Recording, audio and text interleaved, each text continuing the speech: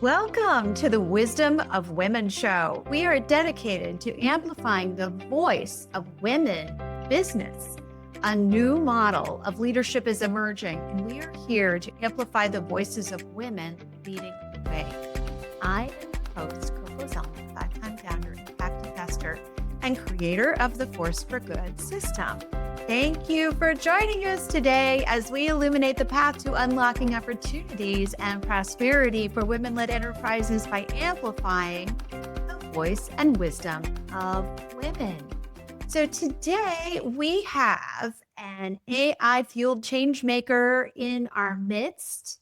Marilynn Joyner is the founder and CEO of Her Workplace, an AI-powered career and networking platform built to empower women professionals through mentorship, connection, and growth. With over 12 years of experience navigating the male-dominated commercial real estate industry, she saw firsthand how traditional systems failed to serve ambitious women and dedicated herself and her company to building something better.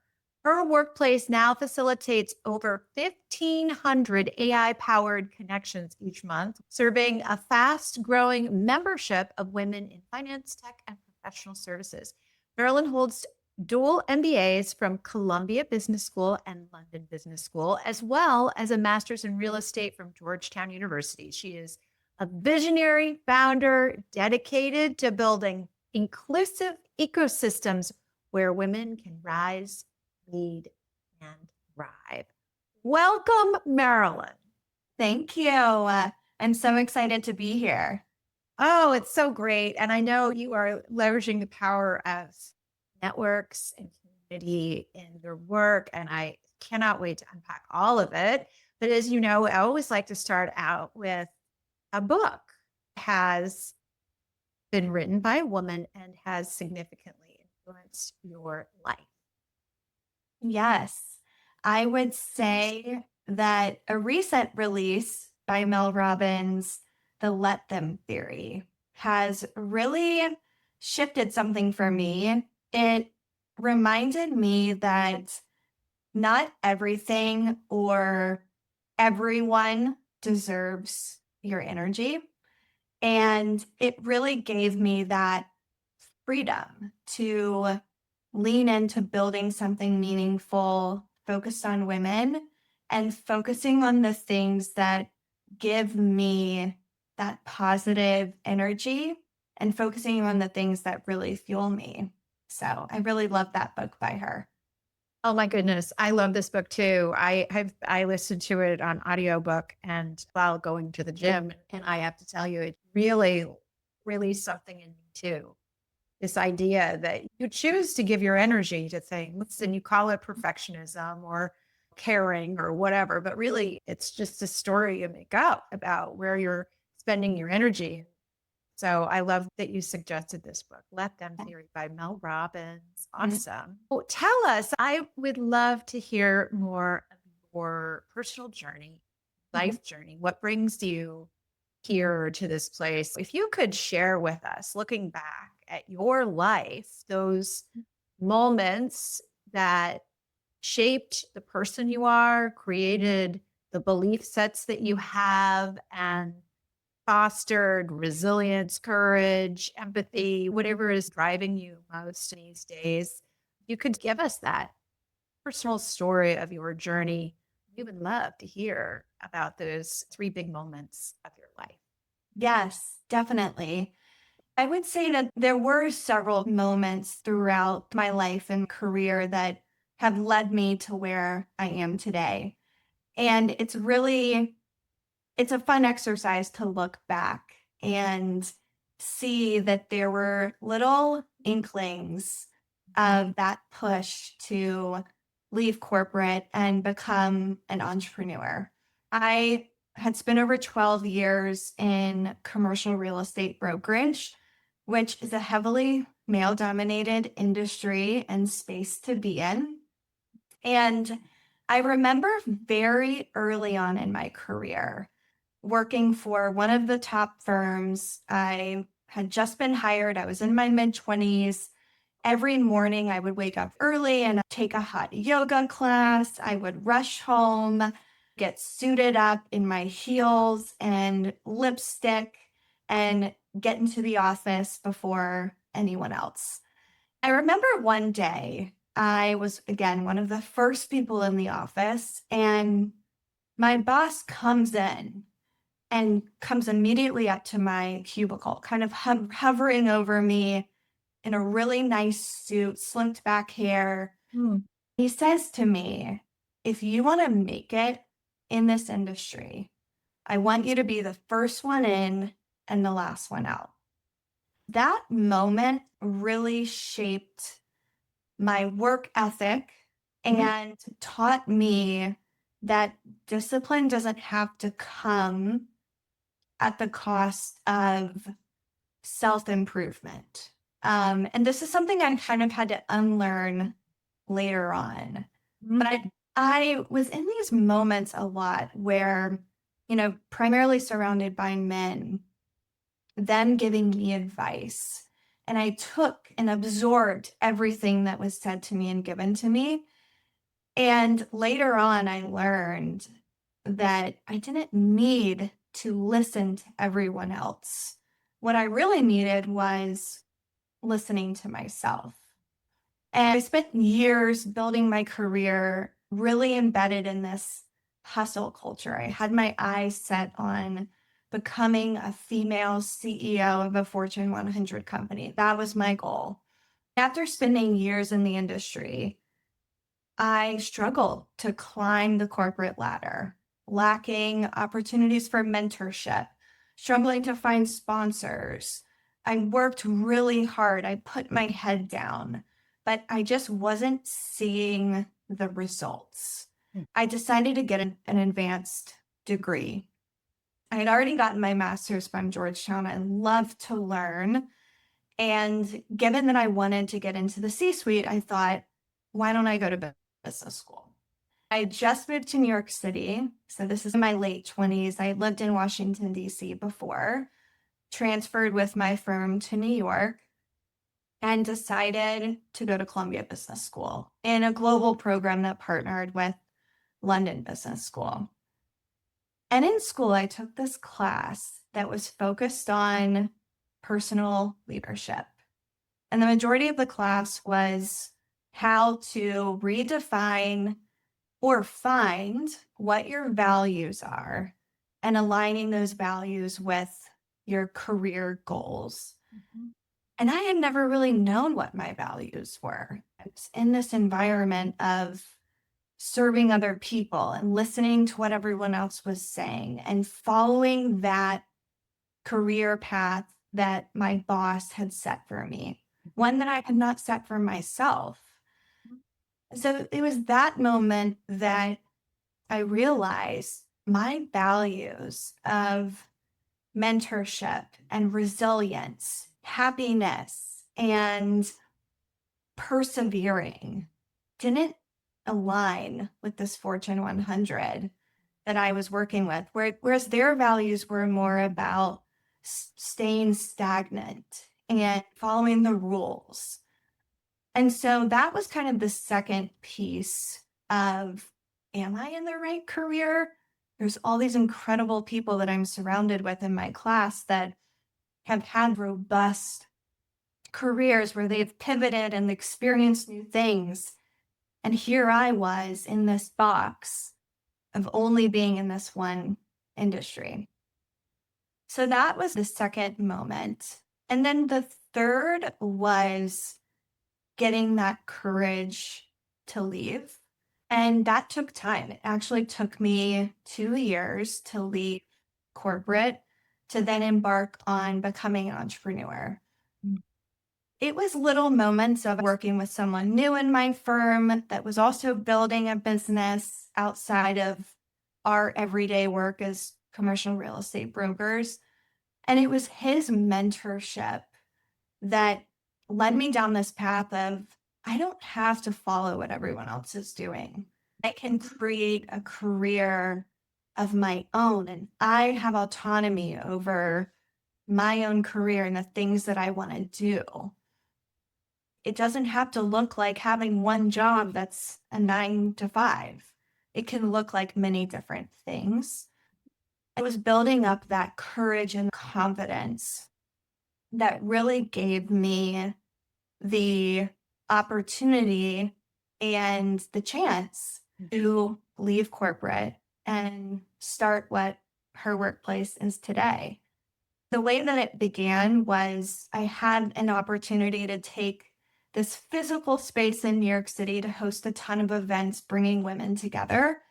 And that opportunity came from my commercial real estate experience and my relationships.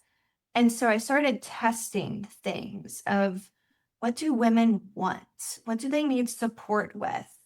Where are these like safe, brave spaces where women can show up as their authentic self and share knowledge and share their stories? And from there, it just took off. That's wonderful. I think we all run into pockets of our lives where everybody gives us advice, right? And tells us what to do. And this moment when you decided to listen within, it's hard to do that, right? It Yeah. takes some courage. Yes, definitely. And what's so funny is looking back, everyone would say to me, listen to your gut. In my 20s, especially, I didn't even really feel my gut. I didn't know necessarily what that meant. And I think a lot of it was I didn't necessarily know who I was. I didn't know my values. I didn't know what my goals were. I had my eyes set on, okay, here's my 10-year plan, but I didn't have that support and that mentorship and those people that I really looked up to that could help me get there. Or even help you reflect on whether or not the place you were going really made sense, right? I understand this idea. The goal to be a woman CEO of a Fortune 100 company, it was your vision of your greatness at the time, right? But you had limited perspective in your early 20s of what your greatness could be, right? Yes. Yes. And so, like, that was, you'd seen a few things in the world that could represent women in her greatness. And that's what you said, this is my goal. I did the same thing. I wanted to be a doctor just because I had no other ideas of what to do. And you have like 5 ideas when you're young, right? And that time, I know your community serves women in their 20s and 30s and 40s and beyond, but you really home in on that time. I hear people say all the time, just be yourself. Well, how do you be yourself? What does that even mean when everything feels uncertain? Looking back, and this is something I live by every day now, I love the word curiosity. I wasn't curious back then because I didn't really have the opportunity or the space to be curious. I was put in this box, this system, Yes. and following these rules that were not meant for women. Right. And now everything that I do, I lead with curiosity because that opens the door for new opportunities. Beautiful. So the curiosity is something that you can get comfortable with and that you've developed. It was safe to be curious, finally. Yes, exactly. And so I also appreciate that you love to learn. And even all of this learning and degrees didn't do it all for you, right? It still didn't make the doors open for the CEO of a Fortune 100 company. That path still was obscured in some way. Want to say more about that? Because I feel like that's something that we do. We try to make ourselves better. We're not enough, so we make ourselves better. Not to say that getting master's degrees is not a good idea. I think it's great. And you had a pivotal moment in one of the classes where you found yourself thinking about your values. But there is that sort of feeling that you're not enough. So you have to keep making yourself better, right? Yes. Yes. I mean, in most rooms, I was often the only woman. And, these were rooms where decisions were being made. And there wasn't that room of opportunity for diverse perspectives and voices. So, yes, I felt like I had to go out and beef up my resume.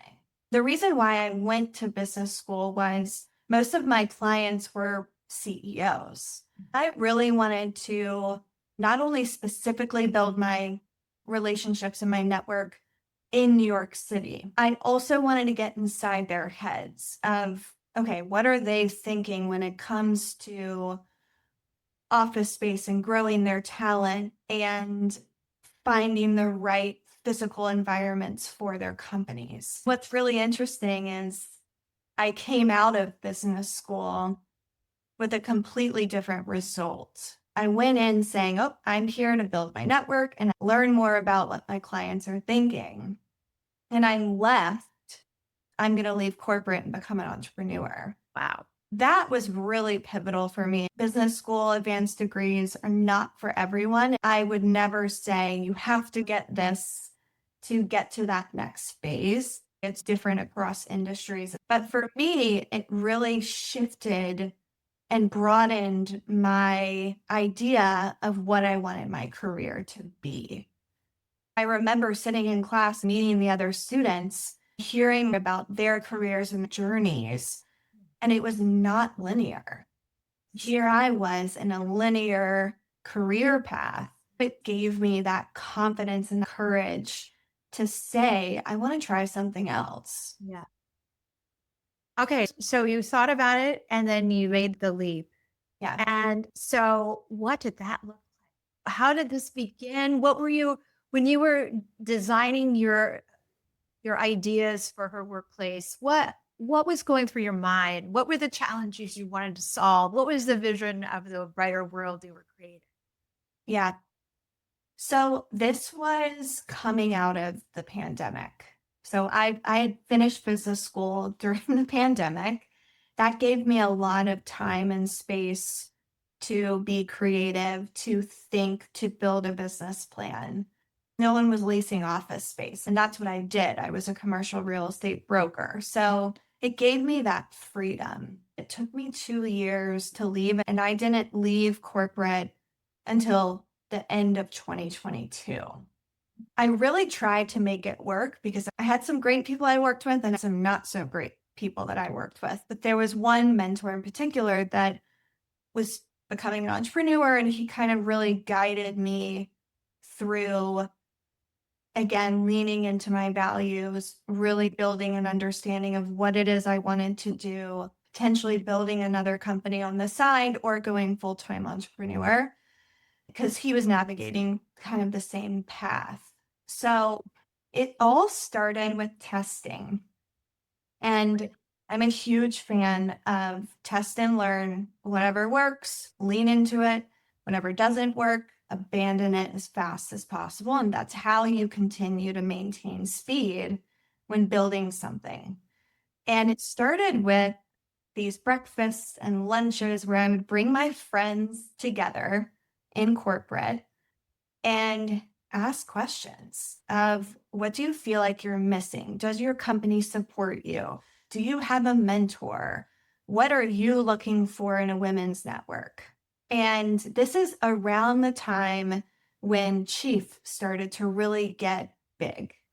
And, their focus has always been focusing on the C-level, focusing on women leaders. And during that time, I thought a lot about, what about women like me? What about the Gen Z and millennial corporate women that are in these stagnant environments? What is out there that supports them? And there really was nothing. So it was not only finding that market gap, but it was doing a lot of market research and digging into the data, getting feedback, and finding what was missing. From there, I had this opportunity to do all these events in New York and take this physical space to do those events in. And I hosted a pop-up series where I did 7 events over 2 months, bringing together over 250 women in New York City for these very intimate conversations on various topics of pivoting your career to building confidence. And what I found was there was such an increased need for these in-person elements and programs that were more intimate. And there was more of a need for a space and an opportunity to truly show up as your authentic self and have these real conversations, which then garnered support amongst each other. So it really was a combination of doing market research and testing. And then from there, that was the foundation of what her workplace is today. Well, I love that you did 7 events, you said in 2 months. And so that's a perfect example of quick, rapid test, right? Find out what people are interested in, see in those first 7 what people really love and what part of the structure works. You must have innovated every single time you did an event, right? Yes, we did. And Right? it was all gathering feedback because those women that were there, the majority of them are still our customers today. Amazing. And so what was it that they wanted and needed, and how then did you grow your company to meet their needs? I was just talking to a founder last week about you have to fall in love with the problem, not the solution. And it just makes so much sense. So what was, and I know that you had a particular solution to begin with, but you pivoted, which is what all founders should expect in the first 2 to 3 years. You should have 2 to 3 pretty big pivots by listening well to your feedback. So talk to us about the problems you found the customer wanted. So those millennial Gen Z women needed, professional women, what was the problem? How you built a solution that has now led you to have 1,500 connections every single month. It's interesting looking back now because there were signs along the way. The beginning of her workplace, when I was doing a lot of testing, I was more interested in building a virtual platform because there wasn't, this was coming out of the pandemic, there weren't as many in-person opportunities, but that side of things was starting, New York was starting to open back up again. After those events that we hosted, the landlord of the space that I took over, a former women's co-working space called The Wing, approached me and said, what if you just took this every day and tried it out? And so I did. Her workplace originally launched as a co-working community focused on women. And I was going to redo what had been done before and failed because I had a commercial real estate background. Most of my clients were in the shared workspace arena. I had represented the Wing a long time ago. I had worked with Convene. So I had a lot of experience in this space of shared workspaces. We took the space on a month-to-month basis. I was paying 80% below market rent through this new model that a lot of these operators were starting to utilize. It was all a test. We had one membership, access to the space to work, meet, network, and then we do programming and events, everything from workshops, skill building to networking. Hosted over 350 events in 6 months. Wow. And tested this model. And what I found was, so we had 250 members in New York that we had scaled up in 6 months. But what I found out of that 250 members, only on average were 13 of them utilizing the space every day.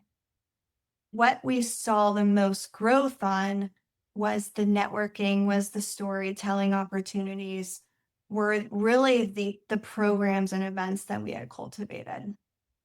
And that was really the sign of, do we want to be a co-working community? The mission has always been to provide networking opportunities and career resources for women, particularly those in corporate environments. So we pivoted the business a year ago and moved out of this space and decided that we really wanted to lean into technology and build a platform focused on providing personalized access to mentorship from top leaders, career coaching, skill building workshops, curated resources, job opportunities, and using AI to fuel that. We built the tech. We Yep.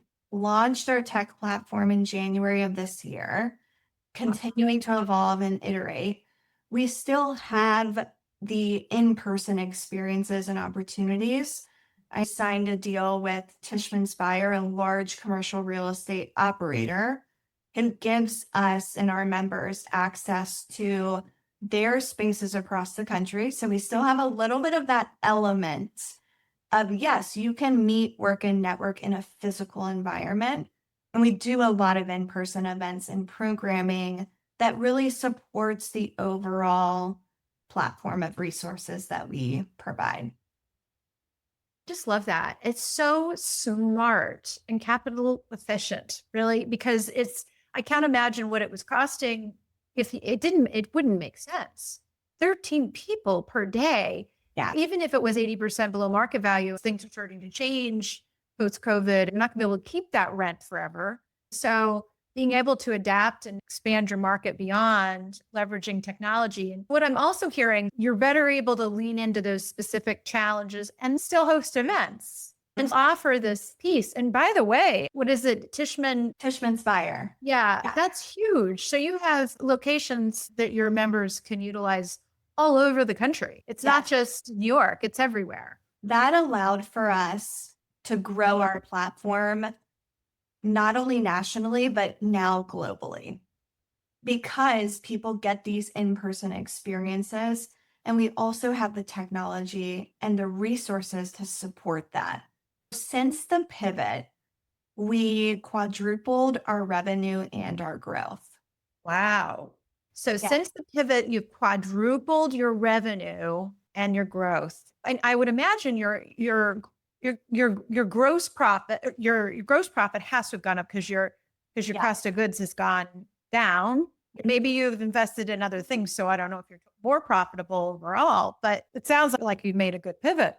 Definitely. It was really leaning into the values of the organization. It was never about the physical space. We had incredible women interested in the co-working space. That was never the customer that we were looking to hone in on and serve. That's not where the hole in the market was. It was these corporate women who now most are going back to physical offices and have physical space to go to. So it was more about leaning into our ICP and utilizing our values to continue down this path, providing a technology solution that gives women the career resources they need. You mentioned the values of mentorship, resilience, happiness, and perseverance. And you mentioned your ideal customer profile, ICP. So for your ICP, what does she come to her workplace? What does she hope to achieve? What are some of her specific goals at her workplace? Yeah. We provide a variety of opportunities and resources to our members. We are a subscription-based membership, and our members are with us to get access to opportunities and people that support their growth personally and professionally. For instance, we have over 50 C-level mentors on our platform, primarily women. We have Rebecca Minkoff, the Chief Brand Officer of Starbucks. We have the CEO of Urban Stems. We have the COO of Expensify. So we have these amazing mentors that our members can book virtual sessions and calls with to get support and to build those mentor relationships. We have career coaching that our members can get engaged with. We have skill building, virtual and in-person workshops led by experts, mentors, and career coaches. We have curated resources and job opportunities that our members can get engaged with. We have a community chat where you can share your stories, get real advice, and build relationships. Lastly, we use AI to match our members to each other, as well as all of these opportunities. So every week, our members get matched with another member that is of shared interest or similar experiences in industry, as well as they get matched to all of the programming and opportunities that we offer. So now you're into the world of technology, right? Not Yes. just community building and physical space. Yeah. So I know from personal experience, as entrepreneurs get into stuff we've never done before all the time, and it's just what we do, right? We solve the problems. So I'm curious to know how, now that you're in it and you're seeing how AI is available to serve your community, how do you see technology reshaping the future of work for women? Yeah, I mean, for us, we use it to foster connection, Yes. well as provide access to people and opportunities, not necessarily replacing that. Really powers and fuels, for instance, that member matchmaking, helps provide those personalized resources. Overall, we're serving these people and opportunities to our members on a silver platter. This is not one of those career resources, networks, or platforms that you get involved with and it's so overwhelming. There's so many things going on, you don't know where to start. We're using technology to make it easier on the user and to ensure that they're getting matched with the people and the resources that really serve their growth. I love it. For visionary women listening who want to grow companies with purpose and impact and scale, what advice would you give about building community that really elevates women, not just on paper, but in practice? Yeah, I would say, and I've learned a lot about myself throughout this. It's been 18 months. And I've really stepped into a leadership role. And one thing that I've learned, especially when building community, it's not about you. A lot of founders get lost in this because they're building something, there's a lot of excitement, they're getting press, they're getting eyes on them. And I think where some founders go wrong is they let that ego take over. Whereas when you're building a company, when you're building an organization, when you're building community, it's about the people that you're serving. You need to allow for them to build with you. And that's what we do at her workplace. It's about our members, the people that support us. We're constantly gathering feedback. We're creating these opportunities where they feel like they have autonomy in her workplace and they're part of the growth. It's not about me anymore, it's about them. So I know that you're very data driven just based on everything you've said, and yet you're building a very intimate community. How do you manage yourself? Where do you feel like you leverage data versus where you leverage your heart and your intuition? And how is that part of your recipe for success? Mhm. Yeah, I mean, what's so interesting is there's a lot of correlation.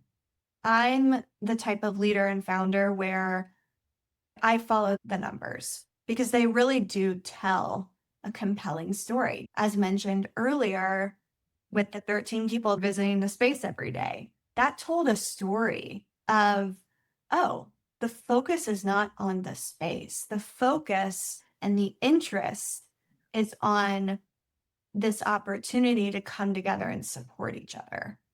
So it really is finding alignment with following the data, but also listening to customer feedback and crafting what is that story you're seeing and what's the story they're telling. And alongside that, you have to have company values. You have to continue to reiterate those values as you go.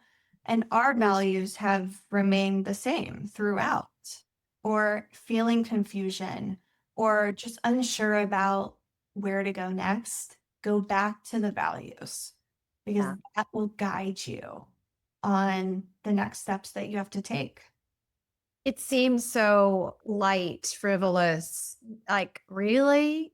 And yet, I think that this is one of the superpowers of women, right? It's like this rudder that helps us know what to do and where to go because, for us, it's important. I think it's important for women to have purpose and values. I don't think we're happy if we live without it. We're just going after shiny prizes and money. It just doesn't work for most of us. Do you see that there's a difference in your community about what women want and need in their careers and why their path is different because of it?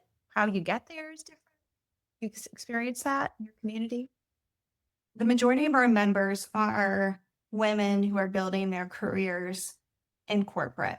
One thing I've noticed is that there's a lack of autonomy. Even if you work for an organization, it's still important to have control over your career. You may have a boss that they're the ones that will give you a pay raise or give you the promotion, but you still have control over asking for it or leaving if you're not going to get that. So I think that's a missing piece that we're really trying to solve at her workplace is how do we elevate and support women to where they can build that confidence and build that autonomy and having control over their career growth. I think that's something that's really lacking. Great point, I think. Experience of women that I know and feeling that sense of constraint because everybody else is making the decisions. But to take your power back in your community, realize I have all kinds of options and choices. And there are things I have to do within the context of my job. Should I choose to stay there? Right. But then I have all these other places I can go to grow. Yes. And that's when being in networks like this, Yes. that's when that creativity and curiosity builds. Yes. You're surrounded by other people that are doing different things and have different experiences. And that will open doors for you and Totally. opportunities. Whereas if you're just siloed, it's very difficult to have that vision of seeing your career in a different light. Yeah. This is like the golf course, right? For men where you're able to see people you don't work with, getting to socialize with them, talk about what's going on in their life and business and get advice from people who aren't living in the same little container you are. Mhm. And as women, I think we don't talk enough about work and money and career when we're together. We're talking about other things. Whereas the guys, they get on the golf course and they talk business. They talk about what they're investing in. They're talking about promotions and introducing me to so-and-so. We need more opportunity and structured space to do that. Yes, definitely. And that's what her workplace is.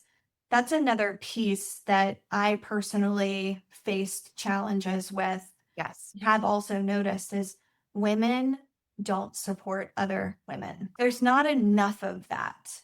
We're working on ways to utilize technology, specifically integrating a gaming component inside of our platform, where if women do certain things for one another and for the overall network, they get certain perks. There's way more room for improvement of women helping each other. And that was me. I had all of the women in my organization, we didn't support each other.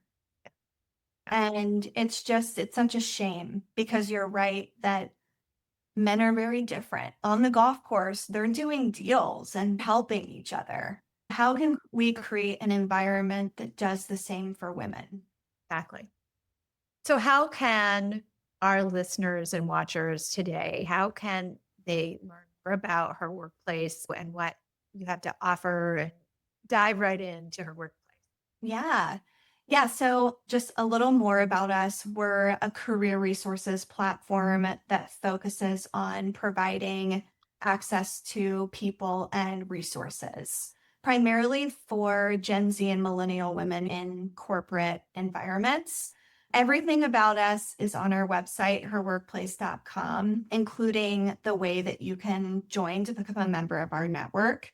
We also have an incredible Instagram and TikTok account at Her Workplace. We're starting to offer more career advice and opportunities for you to engage and learn more about us. And you can also sign up for a newsletter. We have a newsletter that you can get engaged with through our website. Wonderful.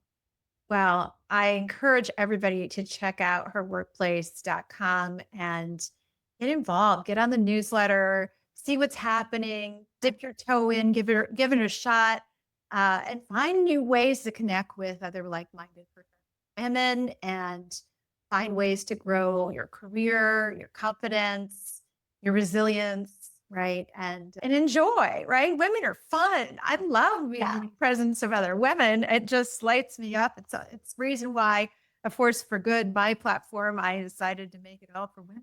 I love women, entrepreneurs, founders, professionals, because it's just fun to be with smart women. So thank you, Marilynn, for joining us today on the Wisdom of Women show. Thank you for illuminating the path to unlocking opportunities and prosperity for other women-led enterprises. We value your experience and wisdom.